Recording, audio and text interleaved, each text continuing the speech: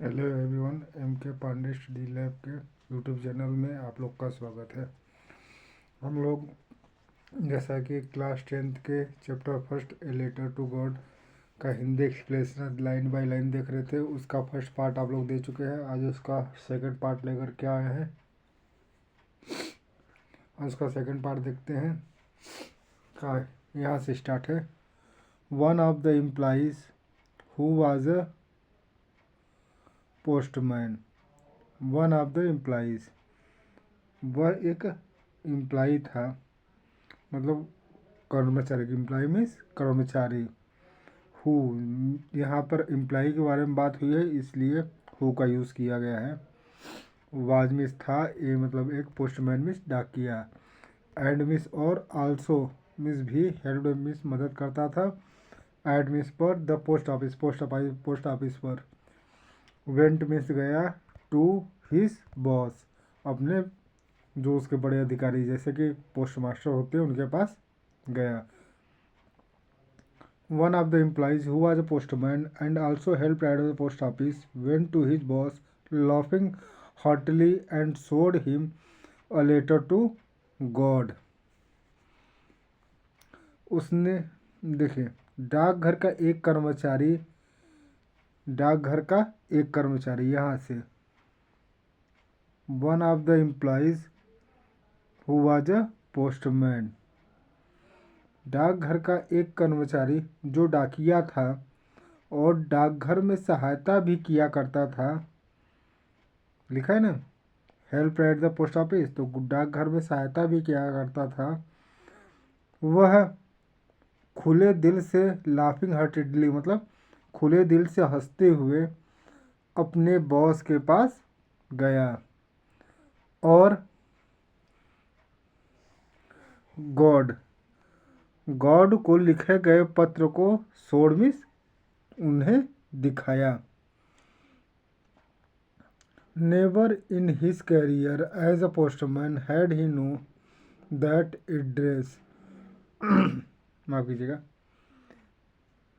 देखिए आगे, never miss कभी नहीं, इन हिज कैरियर मतलब अपने जो भी वो काम किया था उतने समय में, नौकरी के दौरान, एज अ पोस्टमैन एक पोस्टमैन के मतलब डाकिए के रूप में, हैड मिस था, ही नोन मतलब जानता था, दैट एड्रेस वह एड्रेस। आप लोग जानते हैं जैसे कि ईश्वर का कोई पत्र तो जा सकता है नहीं, और वो जो लेंचो था वो ईश्वर का उसमें एड्रेस डाला था, जिसे पत्र भेजना था वहाँ पर वो ईश्वर का नाम डाल दिया था, गॉड। तो इसलिए वो नहीं जानता था, ऐसा कोई एड्रेस अपने जीवन काल में नहीं देखा था, इसलिए वो जोर से हंसा था। तो इसका पूरा अर्थ हो जाएगा, एक डाकिये के रूप में अपनी नौकरी के दौरान उसने कभी भी यह पता नहीं देखा था। फिर यहाँ देखिए, the post master of fat amiable fellow also broke out laughing, but also immediately he turned serious and tapping the letter on his desk, commented, what faith! I wish I had the faith of the man who wrote this letter. देखिए, इसका अर्थ यहाँ से निकालते हैं। The post master मतलब जो post master आप लोग जानते हैं, जो पोस्ट ऑफिस का हेड होता है, और फैट वो कैसा था, मोटा था, एमिएबल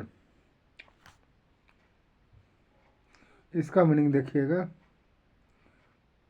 वह क्या किया, एमिएबल मतलब मैत्रीपूर्ण होता है, एमिएबल मीन्स मैत्रीपूर्ण।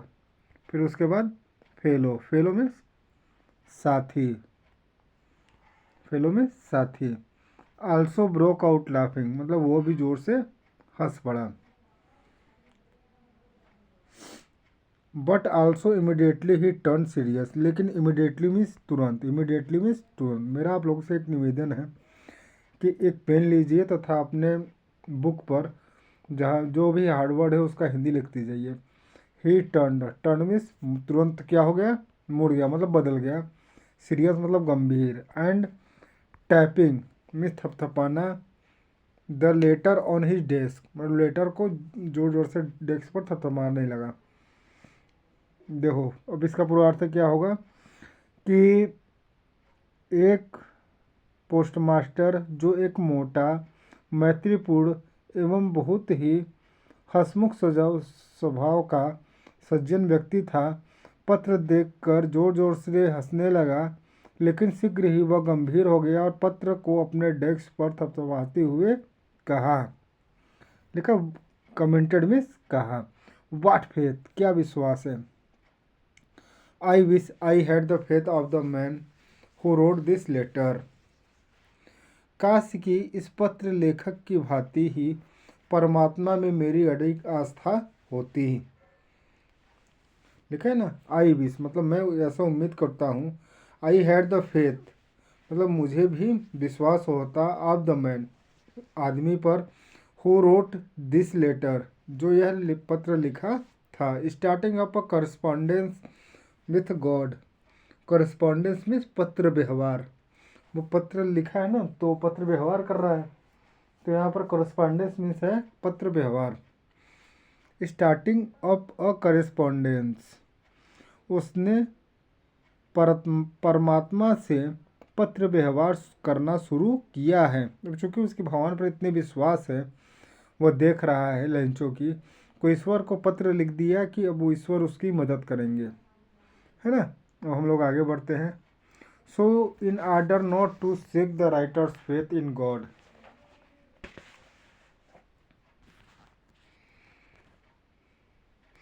सो मीन्स इसलिए, इन ऑर्डर टू शेक, यहाँ से देखिए आप लोग यहाँ है, सो मीन्स इसलिए, in order to shake the writer's faith in God, इसलिए पत्र लेखक का परमात्मा पर विश्वास न डगमगा जाए। फेथ मीन्स विश्वास, शेक मीन्स डगमगाना, इसलिए पत्र लेखक का परमात्मा पर विश्वास न डगमगा जाए।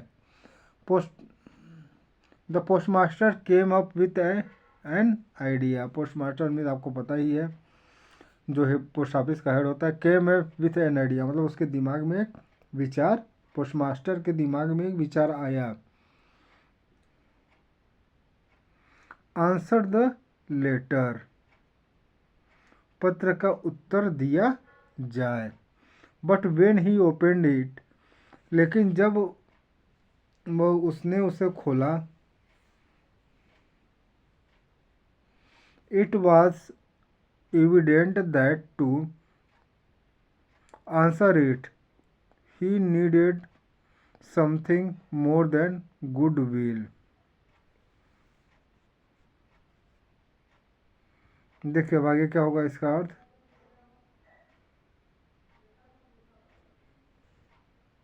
यहाँ से ना, but it was evident, it was क्या था, एविडेंट, एविडेंट मतलब स्पष्ट, दैट मीन्स कि to answer it he needed something more than, more than मतलब उससे ज़्यादा, गुड विल मतलब नेक भाव, गुड विल मीन्स नेक भाव, नेक भाव। देखिए इसका अर्थ निकल के आएगा कि जब वो पत्र को खोला तो उसको यह स्पष्ट हो गया कि इस पत्र में उत्तर देने के लिए नेक भावना से अधिक कुछ अन्य चीज़ की भी ज़रूरत थी। जैसे कि हम लोग पिछले बार में देख चुके हैं कि जो लंचो था वह ईश्वर से 100 पेसोस की मांग की थी, मदद की, कि उसके आगे की बुआई अच्छे से हो सके तथा फसल उगने तक उसकी ज़िंदगी अच्छे से कट सके। आगे देखते हैं। But he stuck to his resolution, resolution में निर्णय, लेकिन वह अपने निर्णय पर अडिग रहा। He asked for money from his employees, he himself gave part of his salary, and several friends of his were obliged to give something for an act of charity. He asked for money from his employees. उसने क्या, अपने कर्मचारियों से पैसे देने के लिए कहा, इम्प्लाइज मीन्स कर्मचारी, ही आस्क्ड मीन्स कहा, वो आस्क्ड मीन्स कहना, फॉर मतलब मनी मतलब पैसे देने के लिए, फ्रॉम फ्रॉम मतलब से, हीज मीन्स अपने, एम्प्लॉयज़ मतलब कर्मचारियों से, इसलिए उसने अपने कर्मचारियों से पैसे देने के लिए कहा। He himself give part of his salary, उसने स्वयं ने भी कुछ तनख्वाह का अंश दिया। फिर आगे, and several friend of his, and several मतलब कई, फ्रेंड्स मतलब मित्र, ऑफ मिस का, हिज मतलब उसके, वर मतलब थे, ऑब्लिज्ड मतलब डांसेल, टू गिव समथिंग देने के लिए कुछ, देखें, लेकिन उसने स्वयं भी कुछ तनख्वाह का अंश दिया तथा उसके अनेक दोस्तों ने भी इस नेक दानशीलता के कार्य में कुछ न कुछ दे दिया। अब आगे बढ़िए, it was impossible for him to gather together the 100 pesos. अब इट मतलब यह है, बाजमिस था, इम्पॉसिबल मतलब असंभव, फॉर हिम मतलब उसके लिए, टुगेदर मतलब इकट्ठा करना, टुगेदर मतलब एक साथ, 100 पेसोज मतलब 100 पेसोज की, उसके लिए 100 पेसोस का धन एकत्रित करना असंभव था।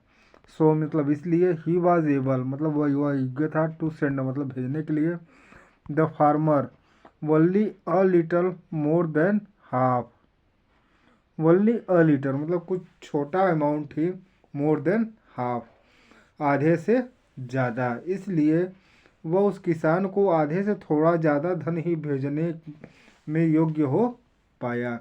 He put the money in an envelope addressed to Lencho and with it a letter containing only a single word as a signature God। देखिए आगे क्या किया वो, He put the money उसने पैसे को रखा पत्र में,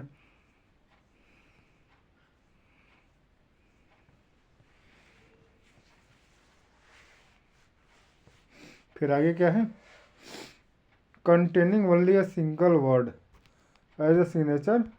देखिए आगे हुआ क्या, उसने धन को एक लिफाफे में रखा और लिफाफे पर लेंचो का पता लिखा, धन के साथ एक पत्र भी उसने डाला जिस पर एक सिर्फ हस्ताक्षर कर दिया था गॉड का, गॉड मीन्स ईश्वर का। ठीक है, इतना लाइन आप लोग को समझ में आया। अब आगे बढ़ते हैं। द फॉलोइंग संडे मीन्स अगले रविवार को,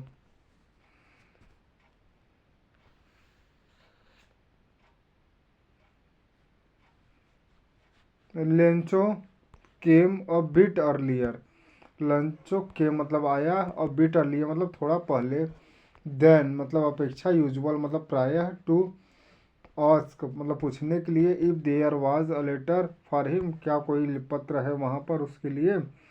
अगले रविवार को वह अन्य दिनों की तुलना में यह पता लगाने के लिए थोड़ा जल्दी आया कि क्या उसके लिए कोई पत्र था।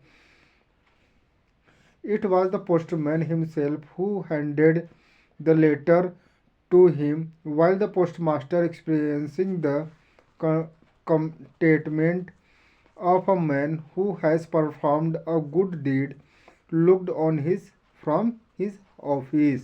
आगे देखिए, यह स्वयं लिखा है ना, it was the postman himself, वह स्वयं कौन था, डाकिया था,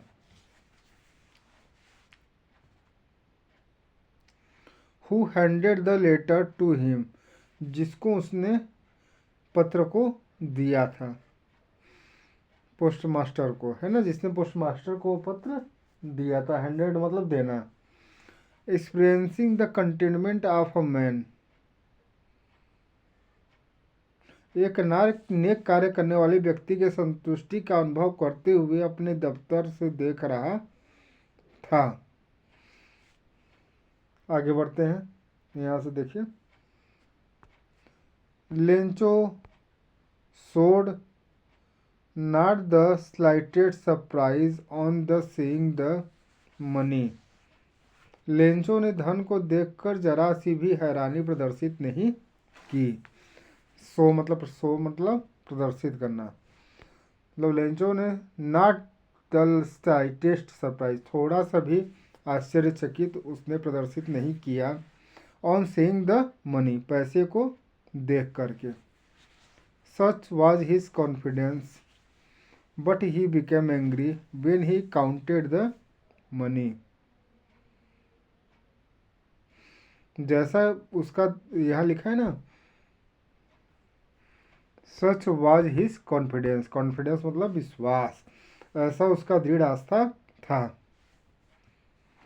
but he became angry when he counted the money, लेकिन वह जल्द ही क्रोधित हो गया जब उसने पैसे को गिना। काउंटेड द मनी मतलब पैसे को गिना। God could not have made a mistakes, मतलब जो भगवान है वो कभी गलती नहीं कर सकता। मिस्टेक मतलब गलती। Nor could he have denied Lencho what he had requested, और न ही वह लेंचो को उसकी प्रार्थना को स्वीकार करने के लिए मना कर सकता है। अब आगे बढ़ते हैं। Immediately Lencho went up to the window to ask for paper and ink on the public writing table. He started to write. देखिए आगे, इमीडिएटली मीन्स तुरंत, शीघ्र ही। लेंचो वेंट मतलब गया, टू द विंडो मतलब खिड़की पर, to ask for paper and ink क्या, कागज और स्याही मांगने के लिए। शीघ्र ही लेंचो खिड़की पर कागज और स्याही मांगने के लिए गया। On the public writing table मतलब आम जनता की लेखन टेबल पर।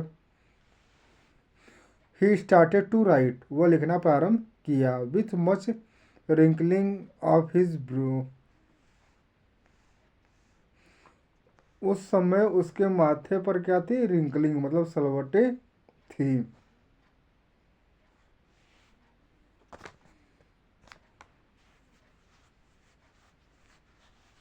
Caused by the effort he had to make the express his ideas, जो कि अपने विचारों को व्यक्त करने के प्रयत्न का कारण हुई थी। एक्सप्रेस हिज आइडियाज है ना, जो अपने विचारों को व्यक्त करने के प्रयत्न करने का कारण प्रतीत हो रही थी। वेन ही फिनिश्ड, फिनिश्ड मतलब खत्म करना, जब उसने लिखना समाप्त किया।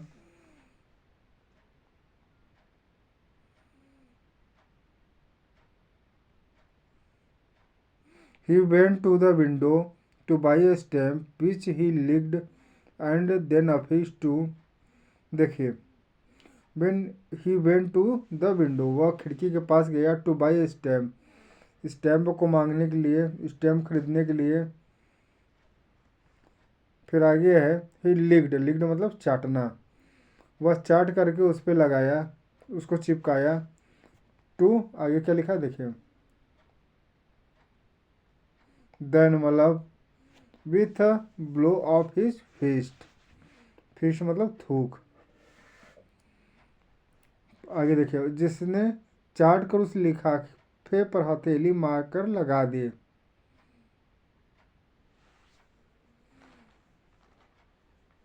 The moment the letter fell into the mail box, वह क्षण जब वह लेटर मेल बॉक्स में गिरा।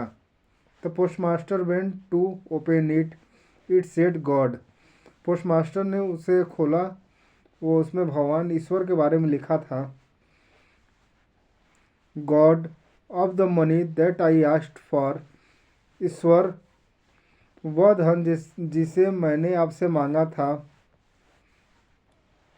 ओनली 70 पेसोज रिस्ट मी, सिर्फ 70 पेसोज मेरे पास पहुंचा।